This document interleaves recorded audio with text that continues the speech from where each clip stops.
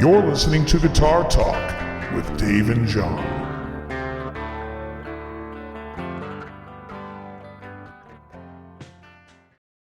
All right, welcome back to Guitar Talk, everybody. I'm Dave. And I am in jail. Look at this.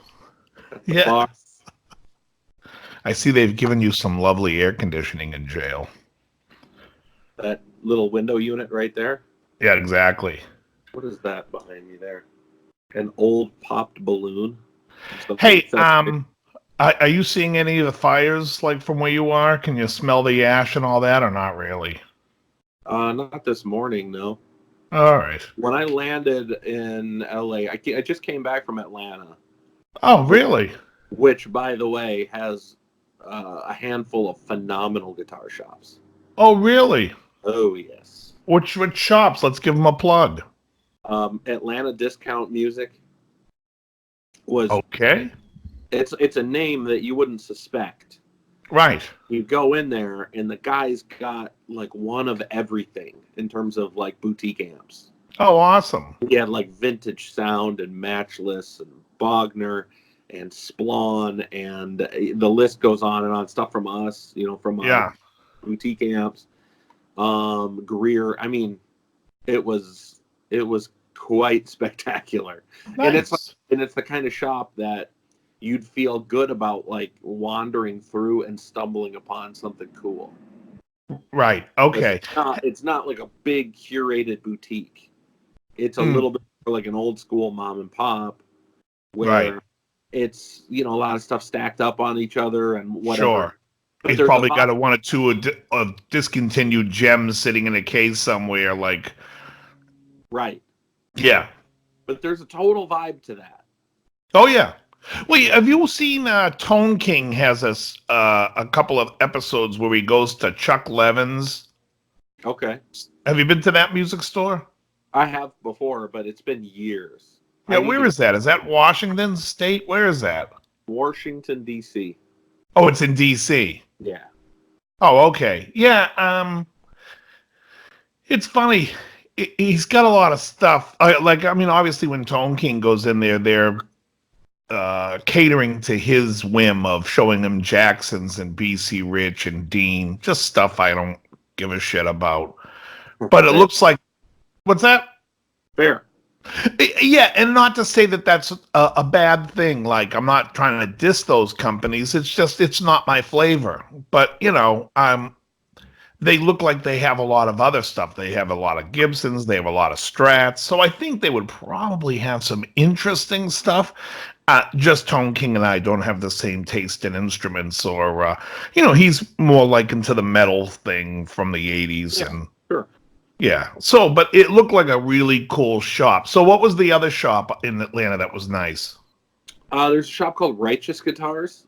Ooh, that is righteous. Yeah, it's that one is like the complete opposite in terms of its layout. It's a boutique. It's put together in a manner that makes it look like more of like a real high-end shop. And everything in there's high-end. They had more they probably had more custom shop PRS pieces than I've ever seen in one single place before. Wow. There's a definite type to that shop. It was all high-end. And did you say to the owner, this place is far out? I mean, it is right on. It is solid. It is righteous. Throwing every 70s cliche term at him. That's funny. No, it was a cool shop. They had a bunch of Divided by 13, a bunch of Friedman, a bunch of nice R and Dr. Z and all this stuff. Yeah, it was cool. It was real cool. And it was specifically humidity controlled to 45 degrees at all times. Something's going on with me where I was watching that. What's that? You're turning into a woman. Yes, I'm transitioning. I was watching that Chuck Levin thing, and even before he opened the cases, before I could even see what it was, I just was like, who cares? I just always think like nobody's ever going to find something that I like I would have to do so much work to it that I've totally just given up. I just like what I own, and I just don't care. And I guess and obviously because of Amp Obsessed, which if you want to give a plug to your Instagram, Yeah. I've become more into amps, which is going to bring me up to a story of an amplifier. But first, let's give your Instagram a plug. Yeah, I decided to go away from a personal Instagram page and just start doing like a hobby page. It's called Amps Obsessed. Go to Instagram and follow it. It's going to be nothing but like super juicy amplifier shots. That's it. Yeah, It's cool though. I think it's it's a lot cooler amplifier than porn, everybody. it's a lot cooler than pictures of my dumb kids. Right. So I had a The only thing student that's hard these days. 2 years ago. I had a student, and we went into a lot of theory stuff. I don't know if it turned him off, but whatever. He wanted to go out and start playing, so he stopped taking from me. But he sent me other people, which was great. Well, he calls me up out of the blue, and he's like, "Can you come give me a lesson? But I really don't want a lesson. I want you to help me dial in an amp." And I said, "Okay." He's like, "Well, he has a Mesa Transatlantic 15 with a 1x12 transatlantic cabinet, Mesa cabinet, and the sound he is going for is Malcolm Young. Okay. He is doing a tribute band, and he's looking. So my first question is, what guitar are you playing? He's like, the Malcolm Young signature Gretsch. Right. Okay, good. I mean, that's all. Wanted to make sure we were working with the same type of pickup, which he has. So I go there, and I know nothing about the amp. And the first thing I hear it, he plays how he has it set up. What he's like, this is the Marshall setting, which is like H1 or whatever the setting of the flick switch is called. Right. And he has it set for 5 watts. Oh So the wow. first thing I say is, he plays it, and I'm like, it sounds like a Mesa distortion. And it's not a distortion that I find pleasing for playing AC/DC, especially the way he has it set up. First thing we do is we move it to full power because I want to make sure he's getting full use of the tubes. A lot of people don't realize when you use an amplifier that's a multi-watt, sometimes when you cut the wattage, it's using only a portion of the tube. It's not like it's using a built-in attenuator. It's actually using less of the tube. It's splitting the tube. I think they call it using half the tube, or using the pentode and the tri-mode, which doesn't use the full potential of the tube. Right. Another thing that a lot of companies do is they will literally starve the plate voltage of the tubes, so it will make it seem like it's acting the same way as the full response of the tube, but instead of it running at its full voltage potential, it's like way down. Right, but I don't think that's how Mesa does it. I Okay. at least with their 15, because I know they don't with the California Tweed. They're not Okay. doing it that way. Yeah, I don't know how Randy does it. He's got all kinds of weird stuff going on in the Yeah. band. So anyways, so the first thing I do is I put it to full power. I said, let's just hear it full power. We'll just lower the volume. And then I was like, well, what are these different things? And I see it says Tweed. And I said, well, let's put it on Tweed because there's a nice natural overdrive to a Tweed. But because the original Marshalls were based on the old Fenders, so let's use that as a start platform and see what we got. And I could see out of the corner of my eye he has a 808, a tube screamer. Right. So I'm like, well, let's plug in the tube screamer. And I just dialed it in and we started playing. And the next thing you know, the thing sounds like Malcolm's Marshall. That tube screamer adds that yellow tone that I hear as a color that Marshalls have that to me is so typical Marshall.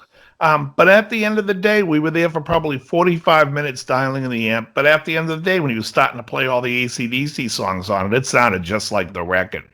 So yeah, so it worked out really well. That's cool. I'm just wondering why you didn't just say like he starts asking you, hey, how come every time you turn one of the EQ knobs, you're scooting it 2 inches closer to the garbage can? So, nothing. Just keep playing. Just keep playing. Well, at the end of the day, I said to him, because he was like, he likes the 15 to 30 watt range of amplifiers. Right. And I said, well, if you're really serious, first of all, this thing sounds great now. I mean, literally, it sounded just like Akadak. I mean, it was a great loud tone. We were cranking it. And then I was like, but you could also just go up and buy the Studio Classic Marshall. That's the new 20-watt one? Exactly. And I said, but be warned, buy the 2203 version, not the 1959. Because the 1959 will not have a master volume. And you really, unless you're playing it fully decked all the time, you're not going to get that sound. At least with the master volume, you can dial it in and volume it in as well. Right. So that was the option I left him when I left, but he was super happy with the way the Mesa sounded. Cool. But yeah, you found the setting. Yeah, I just EQ'd it the way I was just playing. He was playing, and I was just dialing it, trying to make it sound as close as I could to a Marshall, and like almost right away, I'm like, let's put it on a Tweed and throw the 808 over it. It should do the trick, and it did. It really sounded great. It's interesting to me how some amps have one magic setting, and then some amps just sound good no matter what you do to them. Right. Yeah. It's funny because Mesas are kind of like that one magic setting amp. You got to spend time with it. You got to dial, but when you find it, you're like, dang, this is awesome. Well, he was funny because I told him, I said, well, let me just start by saying the cleans on this are probably going to be shitty because Mesa can't do clean. And he was like, he had a Vox AC-15 next to it. And he was just like, the Mesa's clean is horrendous. I said, yeah, okay, so we're clear on that. Because you're not going to get a good clean out of a Mesa. You can get a nice processed clean out of it, but you got to do, you need a compressor. I don't know, Lone Star clean's pretty amazing. Oh, man. Yeah, I'm going to need you to come in on Saturday. Yeah, I don't know. We had some Lone Stars at Alva's, and when I went to play them, I was like, "Oh, this is cool." And then I started playing them, and then I went to go play the clean on the Bogner Shiva, and I was like, "Yeah, Lone Star, we're gonna need you to come in on Sunday as well." Right. Well, I mean, yeah, I agree with that. Bogner's cleans are better. Yeah. Shiva, Goldfinger, yeah, they're fantastic. Yeah. Yeah, but that's what I mean. You're never going to get the phenomenal clean out of a Mesa. You can get the best. I mean, maybe the Lone Star is the best clean they have, but it's not a great clean. It's not Yeah, all right, whatever. It's not the worst thing in the world, but no. It's not going to be as good as that or like a Space Tone or something. Or a Roland Jazz Chorus. Ooh. Yeah. Ooh, juicy. The greatest. Yeah, so anyway, so that was what I dealt with at that particular lesson. That was interesting. And yeah. So I noticed, I saw a picture that you had, I don't know, were you posting it or did you send it to me? I can't remember, but it was, looks like you were making a pedal board and I noticed you were using some serious tone wood. Oh, yeah. I'm making a second pedal board. I'm not disassembling my first one. I'm making a pedal board that is going to be for any time that I'm using one of the amps that's not using an effects loop. Yeah, so I have the exact same board. Right, that's what I use my Duelist in, the board that doesn't use the loop. Yeah. Oh, yeah. So I'm doing that, and I chose a select piece of aged mahogany. Ooh, that sounds delicious. Yeah, and I'm going to direct mount the pedals to the board so that nice honey tone from the mahogany. Ah, boy. Thick, syrupy goodness. It's unbelievable. No, I just wanted to build something simple, and I wanted to put something together that would be cheap and kind of just cool. Because if you go out and buy like a pedal train Metro, is that what it is, or pedal train? Yeah, the Metro. There's a Metro. There's a Mini. Yeah, I don't remember which one I used to The have. Nano.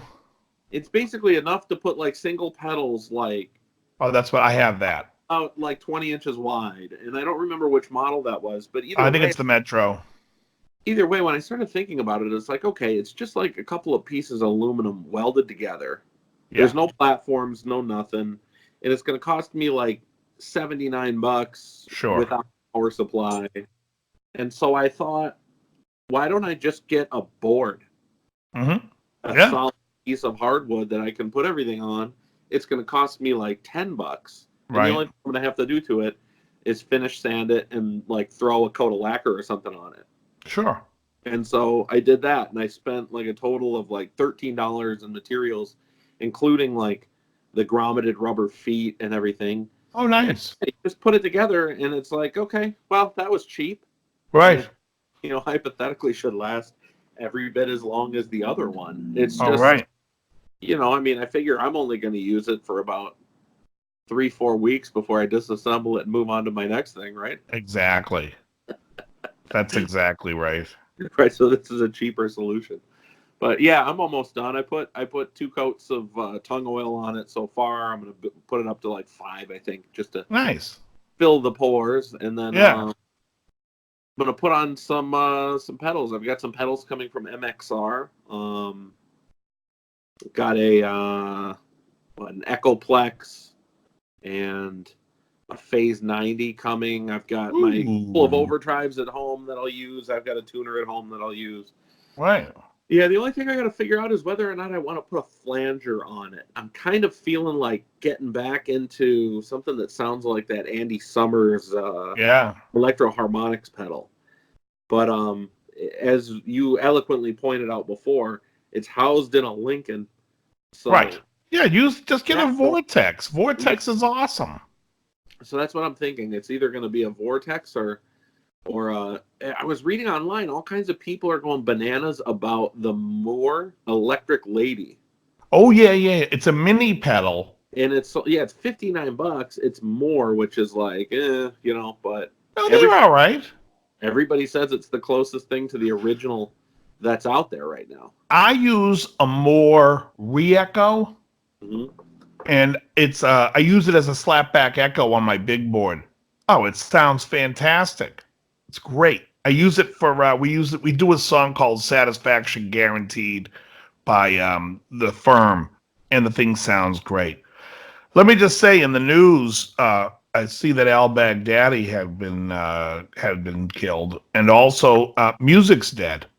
Thank you. So weird. No, but I've been thinking about it. What new music has come out that you even give a shit about, or even old artists? It just seems like nobody. There's just nothing. I heard a like a stoner metal album that came out the other day that I really liked. What's it called? It's called King Gizzard and the Lizard Wizard. Oh, wow. And it's called Infest the Rat's Nest. And I was listening to it because a buddy of mine goes, "You're going to like this." Is it like sludge metal? Like Electric Wizard? Like Old Sabbath? Yeah, totally riff rock, and it's like underproduced. Right. And the mix and everything is like, you know, I came off of listening to like the latest Big Wreck album, which I liked, and that's like shiny and produced. Right. And get this going, and like the drums are grungy, and the whole thing starts out with drums by themselves, and it's like, oh, this production is going to be horrible. But then when they start playing, it's like, it's not horrible, it's different, and it's meant for that style. And it was real grimy, and I freaking loved it. It was great. Yeah. Well, there's a couple of really good sludge bands like Electric Wizard and Sleep. Right. And yeah. They're out there. They're just not going to get any radio playing. Nobody's going to know what you're talking about ever. Right. But, you know, it's funny because you bring that up. I was thinking about this a little bit over the last few days. I've noticed as I've gotten older, like, a lot of people go back and listen to the stuff they listened to when they were growing up. Mm-hmm. Like, common for people to have that nostalgia of, Sure. like, oh, this is what was on when I was in high school or whatever. I'm finding the more that I play guitar and the more that I listen to music at least over the last few months, the tendency I'm in now is listening to a lot more 70s music than music that I personally grew up with. I'm find Mm. I'm finding it more interesting to listen to like Kansas than like, Alice in Chains or whatever. Sure. Well, Kansas, I mean, the 70s music, I think, is the best decade for music. I just think that it is. For me, that was me in my formative years, like before playing guitar. So it's funny because if I go back to the music I listened to when I started playing guitar, I hate it. Like I listen to it and I'm like, why am I listening to this? It's like, I mean, I have a hard time with it. But if I go back earlier to when I was just a kid, and hearing the stuff on the radio like Kansas. I mean, I remember when Carry On My Wayward Son came on the radio. I think I was like 8 years old, and I was like, what the hell is this? Well, it came out in 76. Yeah, So, I was 8. okay, there you go. Yeah. Yeah, I was 8 in 76. So, yeah, I mean, you got like, and I was, in the same time after that song was on the radio, all of a sudden you'd hear songs like, I'm just another writer, still trapped up in my view. Remember that song? Sometimes when we touch, Right. that would come on the radio right after. It'd be hilarious. And as a little kid, we were like, this is great. Here's the latest rocker from Peaches and Herb. Right. No, you'd be like, God, I remember clearly when Kansas came up, when Dust in the Wind hit the radio. I was 9. I can clearly remember hearing it for the first time in my bedroom on a transistor radio. And it was like right around, I'm trying to think what other songs were around at that time, but it was like Cold as Ice was like on the radio. Okay. I remember that clearly. So it's like, God, music back then was fantastic.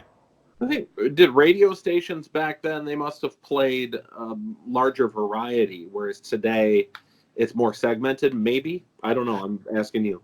Yeah, well, I think even in the 70s, like even country radio permeated regular radio. Like we would hear, um, like country hits were on the same station, and then you would go to like, here's Rod Stewart. Then all of a sudden it would be like, and here's Conway Twitty. It's like, what? Right.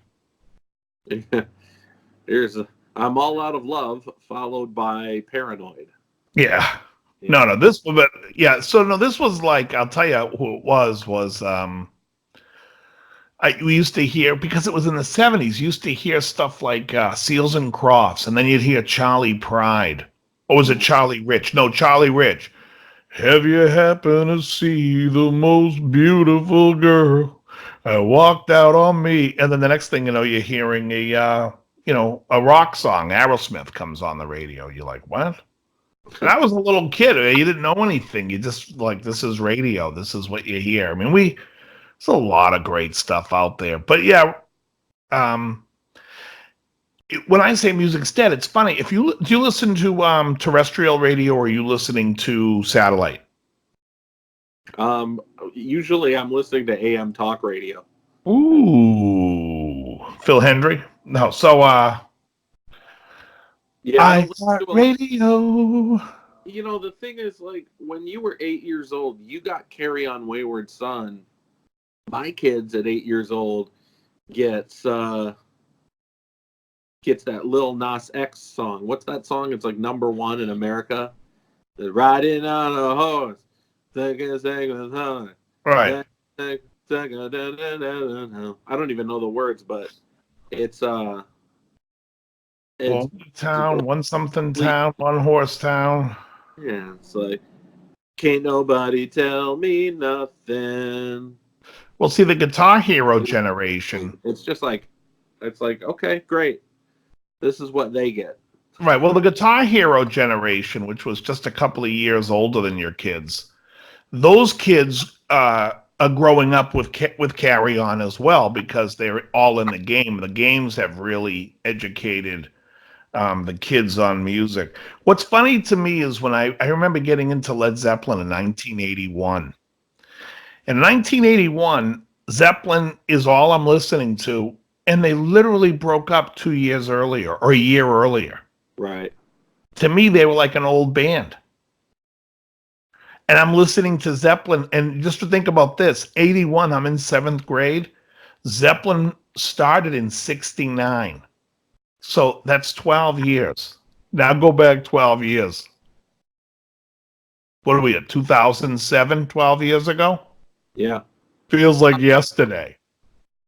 Yeah. It was all terrible too. I'm wondering what was worse, now or 7 years ago. Because I think about like some of the radio rock from like the single digit 2000s. Yeah. You get what was some of the songs that you get? You get like the Hooba Stank stuff and Oh, yeah. Lips of an Angel and all that terrible shit. Oh, my God. Was that Seether? I don't know. Who the hell? Whoever did Lips of an Angel. Horrendous. It's just all of that stuff was, Nickelback. yeah, it's garbage. Oh, there's so much of it that is still around today. It's the most, how it what's the word I'm looking for? It is so predictable. It is the opposite of edgy. And Yeah. like I teach a young girl guitar, and she always wants to do these songs like what's that band? I want to say the Crystal Method, but it's not them. They have an they do that song, The Parade, When I Was a Young. Oh God. They're horrendous. I mean, it's so awful. My Chemical Romance. Oh, okay. That band is so rotten and so like it is like pop. There's no difference between that and Katy Perry. They just put heavy guitars to it, but it's basically Katy Perry nonsense music. It's Right. vapid. Nobody is singing anything. And it's like, U2 is still out there making music. U2 should have stopped making music after 1990. When they released Achtung Baby, they should have said, folks, this could be our best album, and drop the mic. See you later. What was that awful song that came out maybe 10 years ago? It was like, uno, dos, tres, catorce. They're horrendous. Like, Horrendous. What? They should have quit right after Achtung Baby and went on top. They even made fun of that on South Park. Hello, hello. Oh, they're so horrible. More tunes. Dude. Oh, it's just horrible. It's like, what is going on that U2 is deemed as like a big band and they haven't put out anything deep. I mean, it's horrendous. It's not even that it's decent. It's so contrived. There's the word I was looking for. They're past their 7-year curve. Yeah. Yeah, no, they were good for like 8 years. They might have beat it by a year. They were wildly successful. I have run through the field. Like all that stuff is great. Like the early stuff. I don't seek it out. But when I hear it, I usually like it. I wouldn't even call the song you were just singing their early career. I would call it the twilight of their career, because to me their career ended after the album after that, Achtung Baby. But yeah. What was that song called? Mysterious Ways. That's on Achtung Baby. Yeah. That's a good song. I don't know. That album's great. It's a great record. But that's the last of the good ones. Yeah. And then, it's like, who's putting out the... Oh, that's horrendous. Yeah. I mean, and I'm not blaming them, because I don't think they write those songs. I think that's all Daniel Lanois. But still, in the same breath, you could say, it's a beautiful day. And he's like, touch me. It's basically Aha. They just stole the melody from Aha. It's like so derivative. Nothing's original anymore, folks. It's all over. Take on me. Yeah, in the words of Devo, it's all over. Shake hands.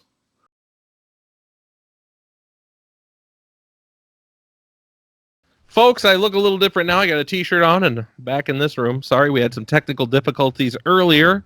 And by technical difficulties, I mean the phone battery died. Yes. Sorry about that. We were talking about how the 70s are better than every other decade for rock and roll, it seems. I say consistently yes. Even though my favorite, I have to give 1980, 1981, 78, 79 in that area. But if we had to pick a whole decade, 70s wins hands down. Hands down. Okay, got it. So anyway, I had a nice little package waiting for me at home when I got home from the fine folks at MXR. I bring you the Echoplex drive and the Echoplex delay. And wait a minute. Little tap tempo button. So Echoplex. So now MXR is making the preamp like the EP booster. Yeah, I think so. It's full size. Right. But I mean, they're capitalizing on what Exotic Effects did, which was try to come out with the preamp of the EP of the Echoplex and use it as a boost. Right.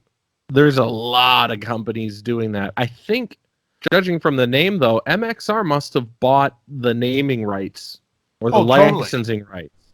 You know, I think they bought Echoplex. That's possible. Didn't Gibson own Echoplex at one point in time? You remember it had that digital rack mount Echoplex? West LA, we had them. Who made the tape ones? I don't know. Would that have been a long time ago? Yeah. No, in other words, like Full Tone was making the tape drive, but I thought Echoplex still made a tape one a couple of years back when it was owned by Gibson. I don't know. I just remember Gibson having the digital rack delay that they called the Echoplex. They might have had a tape one as well. That's possible. But anyway, I was excited to have this stuff just like sitting there at the front door, no sign for delivery or anything. I just walked away. No. I'm excited. This is going to go on my mahogany pedal board that's being built out of mahogany for the focused, rich tone. It's such a warmer tone it's going to have. Hey, did we talk about that board yet? I think we did. Yes, we did. Never mind. I got off the phone not too long ago with one Paul Harris. How are you? He answered the phone in a rush to go, how are you? And he did it over the top, knowing that I was going to do it back. Oh, I was fantastic. like, outstanding. I mean, you beat me to the punch. I reached out to him because I guess they're looking for a new rep in the Toronto area. Yeah. And Lechem called me and asked me if I knew anybody. And I said, I'll put a call on Paul and see what he knows. Lechem. That's funny. Well, you know who I mean, right? Of course, Lechem. Right, exactly. And or in English, it would be lamb. I'm trying to think of how it would go because I have a ham in my name, but it's pronounced like Bingham. Right. Bingham. Loam. Right. It's very difficult. I like L'chaim better. Lechem. Yeah. I think that's what the name. I mean, he's Lebanese, and the name like Lechem is. I call him that because that's bread in Hebrew. But it's like almost the same way. I think Laham means something else in Lebanese. I forget. But anyways, after talking to Paul for a while, we talked about the big purple amp, the big Jimi Hendrix Grimace that used to be in his bedroom. Yeah. He says he now keeps it in his office and he plays his nylon string through it. He told me this whole sordid story. I'm like, save your story, Paul, and come on the fucking show. I think that would be awesome. Oh, he's all for it. I said, I'll text you this week and we'll figure out what day we can do it. Because it doesn't have to be on a Monday. We should just get him on tape get it and do it. So That would be so fun. I like Paul Harris. oh, he's great. We're gonna bag on Fender the whole time that he's on. Exactly. Could you imagine? Yeah, no. I go, Fender HR, Paul Harris, dial 111. Who authorized you to go on this Chuckleheads podcast? This guy's been bagging on us since day one. Says we don't make a fat enough neck. And this is a quote. I said, Paul, we don't have to talk anything about your business. Basically, you'll come on. I'll be gushing, saying, Paul, you didn't have to send me this Steve Warren a Gretsch. I can't believe you did it. He was laughing. Oh, that's funny. Yeah, he's a good guy. Oh, he's one of the best. One of the great guitar player, funny guy, just a warm guy in the biz that I really like. Now he originally, I think, from Texas. He went to school in Texas for music. I know he has a music degree. He also just came back. He went to El Paso, he said, and there was some guitar thing going on down there that he had to go to. And of course, he's doing the work of one Bill Acton. Tough Acton, Bill Acton. Yeah. Bill Acton used to have that gig. Yeah, Bill Acton, what a nice guy. Great. He was very much one of those good guys. Yeah. And he started back in the Jackson days. He worked it with Grover when Grover had the shop, I think when they moved it to Ontario. Grover, that Bill Acton was one of the guys. Him, Mike Eldridge from Fender, and a couple of the Fender guys came out of Jackson. Bert and Lonnie. Woody and Mia. They all worked at Jackson. Grover and Joanne. That's great. Oh, buddy. Hey, I have a rehearsal tonight. Isn't that exciting? Oh, you do? Real exciting. Oh, yeah. And where's this rehearsal? At what rehearsal place? The Segundo. The Segundo. We're going to El Segundo. Ah. And what's the name of the place? Remember Chris Farley? I'm El Nino, which is Spanish for the Nino. Oh, yeah. Oh, God. Oh, I don't even know the name of it. It's on it's like on Nevada Avenue in an industrial part of El Segundo. That's all. No idea. But we go there, and the room is big and dirty. Is it near Kramer's old place? Oh, I think Kramer's place. He's still there. I think his company's still there. I don't know where Kramer's place was, to be honest. You know where Maple is when you get to like Maple on Sepulveda? You're going down Sepulveda by the airport, and you get to Maple and El Segundo, and then there's a couple of wood streets. Yeah, I don't recall. No, apparently the only ones are Tonewood streets. Oh, exactly. Why does my stereo sound so good when I'm going in the street? Right. All of a sudden, it's really bright. Oh, that's because you're on Maple. Wait till you get to Mahogany when it gets warm. So stupid. Yeah. Yeah, I don't remember where Kramer's place was down there. Was that where he was doing Gary Kramer guitar? Yeah. Was in El Segundo? Yeah. Why don't I remember that? I don't know. Okay, whatever. It's what's Leo up to these days? Leo Scala.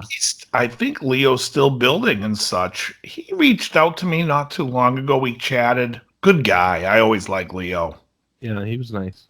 And oh yeah, it was funny. One time I went for that sushi joint on Washington, Kafuni, I think it's called. Washington, headed toward the marina. Yeah, in the marina. Yeah. Oh, it's in the marina. Well, what side of? It's on the Venice side. It's east of Lincoln or west of Lincoln? West. It's west of Lincoln. It's next to Marina Towers. Across from islands. Across from islands. Okay, yeah. No, I don't know this specific spot, but I never it's called Kafuni. But I was in there with Gary. We were getting sushi one night. We just were hanging out, and all of a sudden we see Leo. We noticed Leo was sitting at a table, And so Leo comes up, and then, he talks to us for a while. He goes and sits back down, and Gary calls the waiter over and goes, "That guy doesn't get his check. Send it over to me." That's cool. Yeah, Gary was great like that. That's funny. Yeah. He's a good guy. He's doing the wine thing now, right? He's doing wine. He's got, I think he's got a cigar room up there. He's got what else has he got up there? He's got a bunch of stuff. He sent me a thing. He wants me to come up there, and I got to get out there. It seems like it's a cool thing, and I guess they have bands playing there on the weekends. Be a great place to play. What is it? It's Paso? Like Paso Robles or something? Yes, exactly. Paso Robles? Yes. I like how some of the names in Southern California are very white, and some of them are not. They really mix them up. Like what do we have? We have Rancho Palos Verdes, right? Yes. Okay. I mean, when you say it like I say it, you're saying it very white, but you're still saying it right. But right next to it is San Pedro. Right. And you're like, what? Where everyone pronounces it San Pedro, and then they're like, "You've never been here. It's San Pedro." Right. It's hilarious. Yeah, it's unbelievable. It's like, what? It's what? But at the same time, how irritated would you be at some white person trying to be overly cultured that comes at you and says, "Oh, I live in Los Angeles," right? You'd immediately be like, what a pretentious dick. Oh, I'd be like, what do you work on the news? Right? Los Angeles. Right, they always say like Los Angeles, it's on fire right now. Right. And thanks, Chet. Everything here is really going swell. It's great. Back to you. I'm Maria Gonzalez. It's like, what? Maria Gonzalez. Okay. Fisher Takanawa? Right. Tom, I'm here. That's so good. My favorite Tom Tucker's when his mustache comes back to him and he's like, "Oh, you're shaking. So stupid. Dude, you gotta see the sky out here. Plumes of smoke. Well, remember when I was asking you earlier in the podcast, just moments ago? Yeah, on the way back, I could see it. Oh, right. And are you smelling any smoke? Because I hear that the Getty Center is where in those woods behind the Getty is where the problem is. Yeah, that's happening right now. No, it hasn't really. It hasn't really blown in like that here. The Sullivan Canyon, a Mandible Canyon, right? Yeah, it's they evacuated the northern part of Westwood and stuff like that.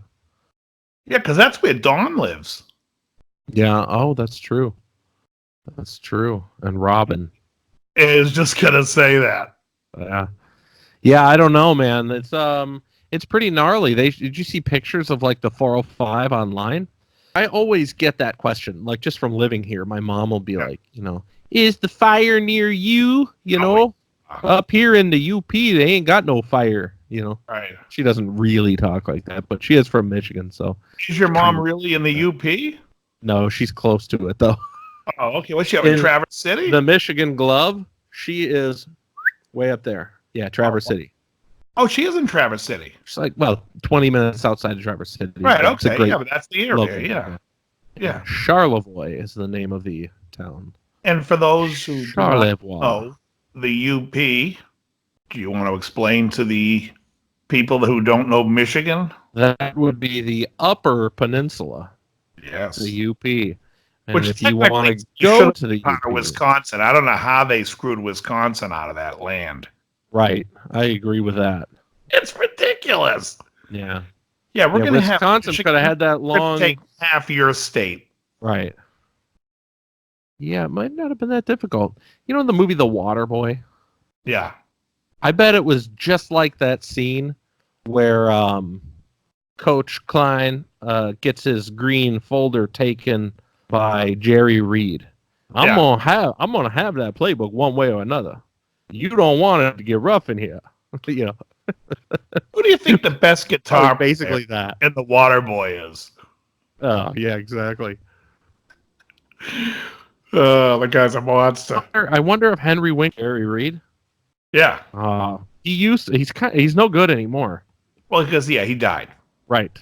That slows progress. Yes. Yeah. I wonder if Henry Winkler plays. But I still have a feeling I know Adam Sandler plays. he does, yeah. I wonder if Adam Sandler, when he was working on the film, said to him, dude, give me some lessons. What the hell's going on here? I don't know. Jerry's Breakdown, that's still like...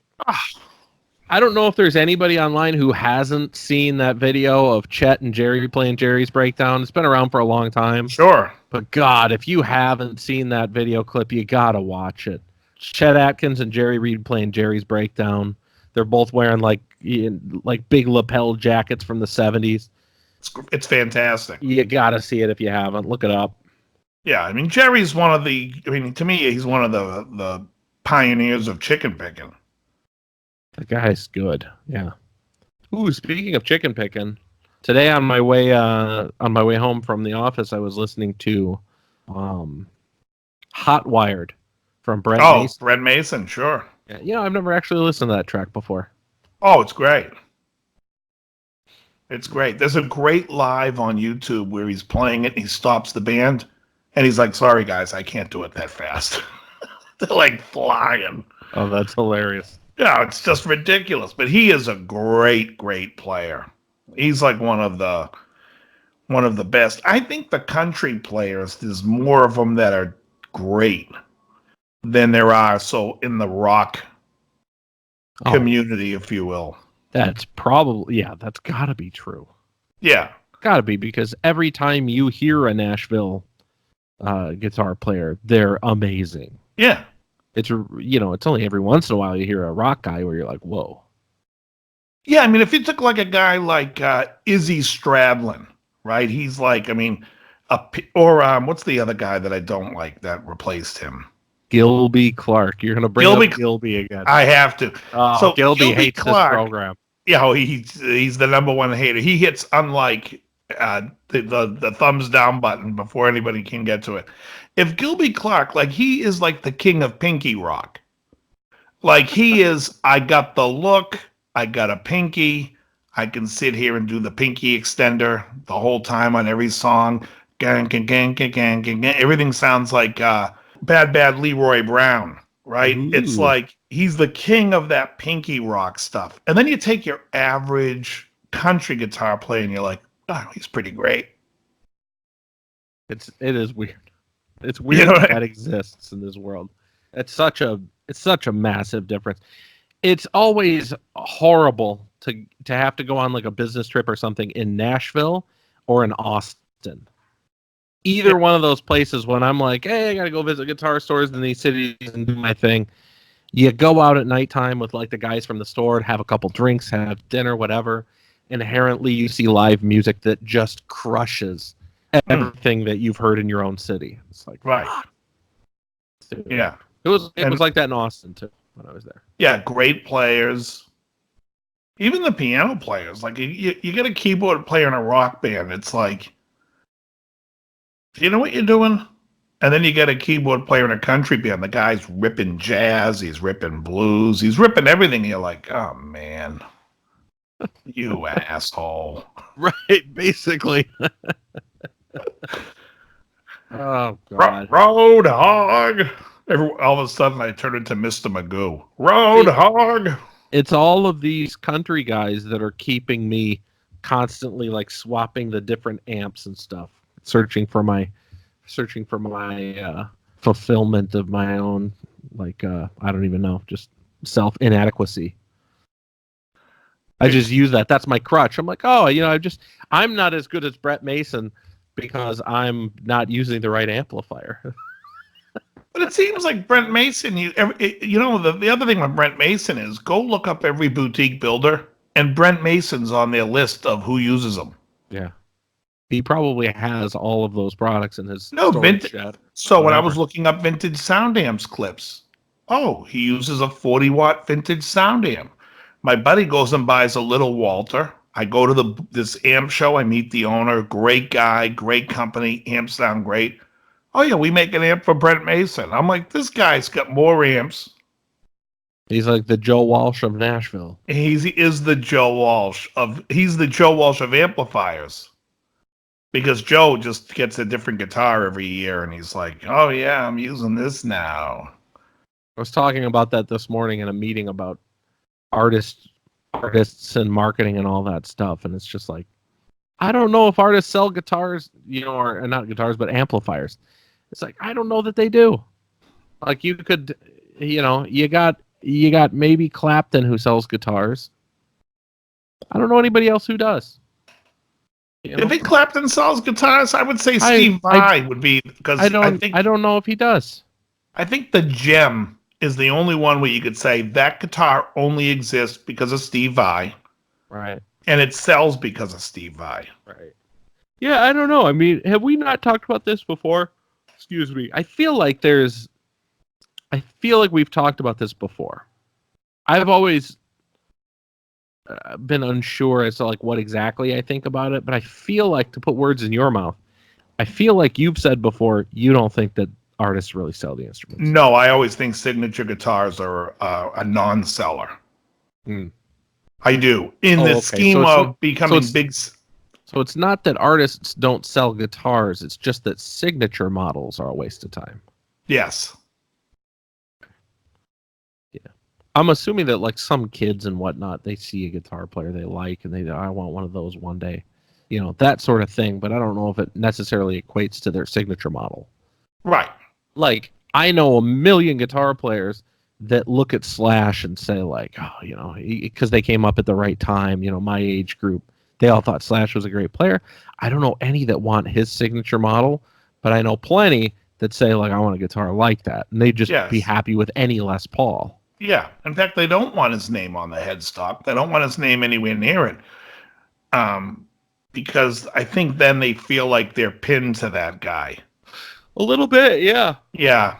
I'm a sophomore and I'm pinned to Slash. We're a couple. It's the 1950s. And I'm using terms like pinned. Like, I just watched Happy Days and Richie just pinned Lori Beth. Thank God you're not talking about getting pegged. No, that's a different story. That will require. I got pegged by Slash. Oh boy. Demonetized. Thank God we don't make any money doing this. So I teach guitar today, and my students, he's 9 years old, and he's telling me that they had to create an island, and everything he was going to do was, everything was like Led Zeppelin references and Iron Maiden and Twinkies. So he says, yeah, one of the streets is called Run to the Twinks. And I'm like, yeah, you might want to change that name. Oh, that's funny. He's like, why do you say that? My teacher started laughing hysterically at that one. Yeah, you're going to want to change it.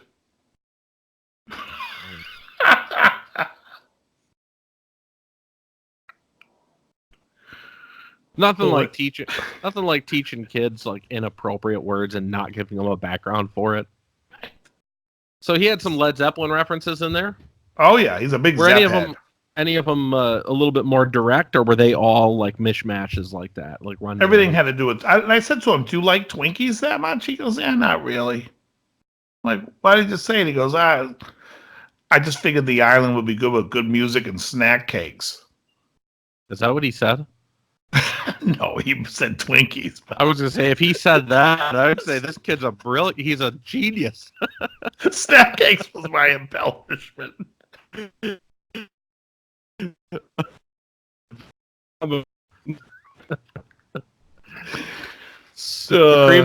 Cream-filled sponge cake makes my day. So stupid. Speaking of Twinkies, look at that shirt, kid. Yeah. It's very yellow. Very yellow. Yes. More yellow. No, but I got to say, you go for yellow often. Yes. I think you're a fan of yellow. I am. It matches your bright disposition. Yes. My yellow guitar. I have a yellow Ruger.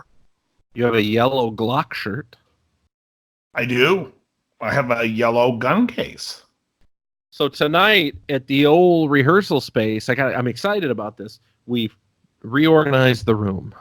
Nice. Now the rehearsal space is set up like a show would be. The drummer's here. The amplifiers are next to the drummer. I'm purposely making my hands go off frame every time. Right, exactly. The drummer's here.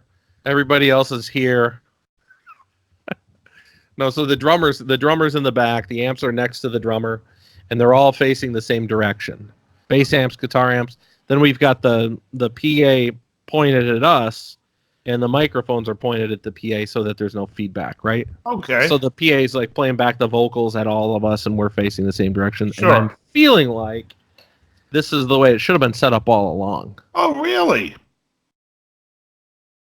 You say? I found recently I enjoy rehearsing where everyone's kind of facing each other.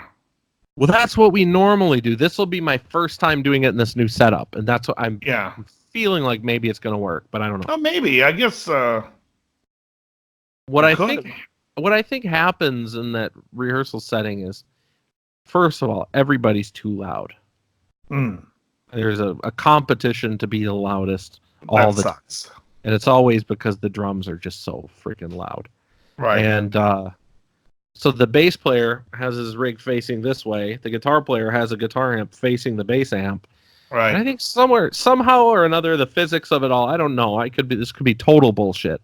But I feel like the physics of it all, those bass frequencies might eat some of those guitar frequencies. Of course, you have to EQ them out.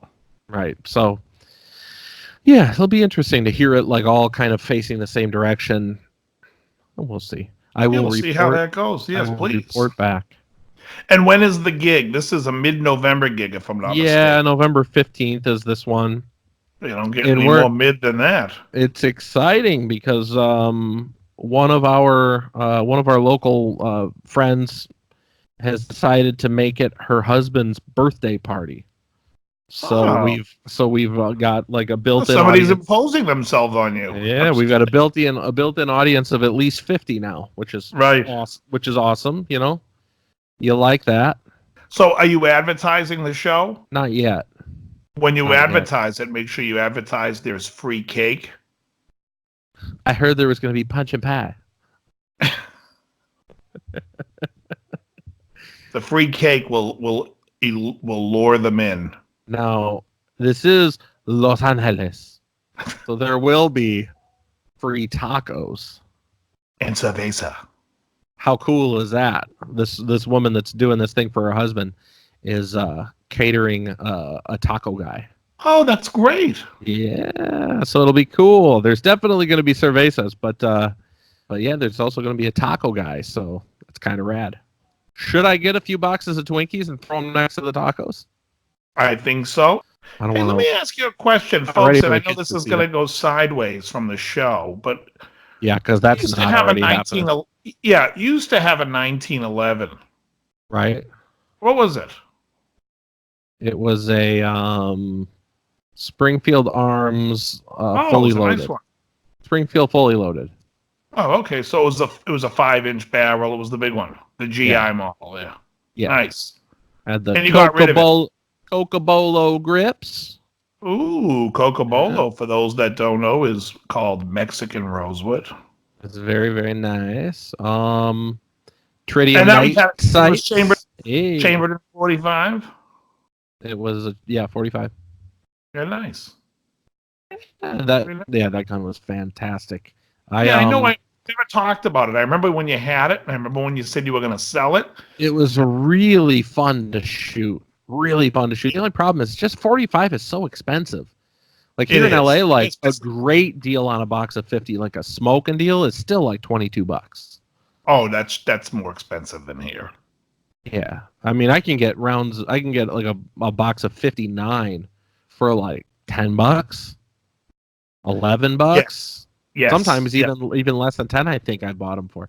I still have 2 tubs in my closet. I bought like 2 500 round boxes of 9mm. I still have a bunch of that left, come to think of it. And it was like, I think I broke it down to like 7 something for But 50. you got rid of your 9 too, right? Yeah, because I'm gonna buy another one. I just haven't done it yet. It's just one of those things where like the money became not a priority to put it on that. Right. The Marshall, seen a gig yet? Have you done anything with that new Marshall? No, I haven't. And I'm thinking about doing it on Saturday, taking it out to a gig. Right. A buddy of mine comes over and he's like, "Oh, I hate that speaker that's in that." And he knows I have that other one. He's like, "I'd put that on this." Do you remember Les from Wildwood Music? Leslie Chu? Wildwood or Westwood Music? Westwood Music, sorry. Yeah, the guy who's down at Alba's now. He's now down at Alba's, right. He is like his other job is he is one of the sound engineers for Pat Benatar. Oh. So he just got off a 60 show tour with Pat Benatar. And he does all of the not front of house but like monitor mix stuff, all the I don't know what you call it. He does stage sound. Right. So he's responsible for all that stuff, and he was talking about Neil Giraldo's rig. And he says like when they tour, one bus is exclusively for Neil's guitar stuff because he never knows what he wants to use on a particular night. He's not like using the same thing every show. Sometimes he gets in the mood to use this, sometimes he gets in the mood to use that. So he was saying that for the majority of this last tour, he was using two 100-watt 212 Marshall combos from the 80s, two JCM 800 combos, which I thought was interesting. And the 212s. Yeah. So what model would that be? That would be like the... On stage, he uses JMP 100 2104 Master Volume 2x12 combos. Mm. Oh, they're JMPs, not 800s. Oh, got it. All right, there you go. I just thought that was an interesting little tidbit. And so people understand that the guitar behind you is permanently affixed to that you have to play the guitar that way because you use the tone wall. That's so stupid. The tone wall. I haven't played that guitar at one of our rehearsals or shows in a while. Because you've been using the tone wall. Right. I use it for recording here. No, I'm not crazy about those pots that I put in. So I've got this, which I'm not going to use. This here is a Gibson super pot, a mega pot. Is a Gibson branded push-pull pot that is supposed to be 500K, and it literally measures like 430. It's like, come on, like 20% off. Anyway, that I was thinking about replacing it with. No, it's the push-pull CTS ones. It's been in the guitar for a year, and it's so noisy and scratchy. It's just like, come on, those parts are garbage. So now I have the Strat that has the CTS pots from, what's the name of the company that's like the numbers that does the pickguards, the loaded pickguards? Yeah, whatever it is. Yeah. So they had Sigler's Music. Right. So the pickguard that I bought from them that's in my blue Strat, that's the other one where the volume pot doesn't work anymore. When you close the volume pot all the way to off, it's on. It's wholly on. And then you have to kind of creep it back forward a little bit, and then it'll take it all the way off. It's Bourne's pots is the way to go, yeah? It is. So I need to do that. I just haven't bought them yet. But that one is the only other guitar I currently have with a CTS pot in it, and it's also broken. So right now, I'm 100% on board with Bourne's. This is an Alpha pot. It's Gibson packaged, but it says right on the potentiometer Alpha. But it's, quality control on this sucks too. The fact that it's like 20% off is ridiculous. Right. I don't think I'll be able to hear any different with all that tone wood. But, exactly. But the fact that it's so far off is annoying. Especially when you have the tone drapes behind you. These are tone drapes. These things here, they're specially formulated tone cloth.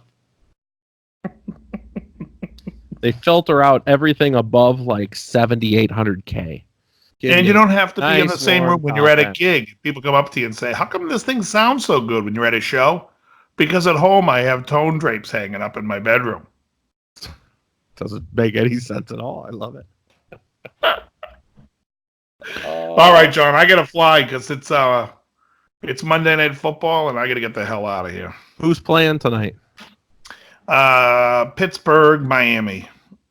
All right, folks. 10 years from now, when you're watching this video on YouTube, you got to be able to figure out what date it is, just That's from right. that reference. All right. Or also in the description, I always put the date. How dare you? All right, very good, John. All right, see you, man. All right, very good.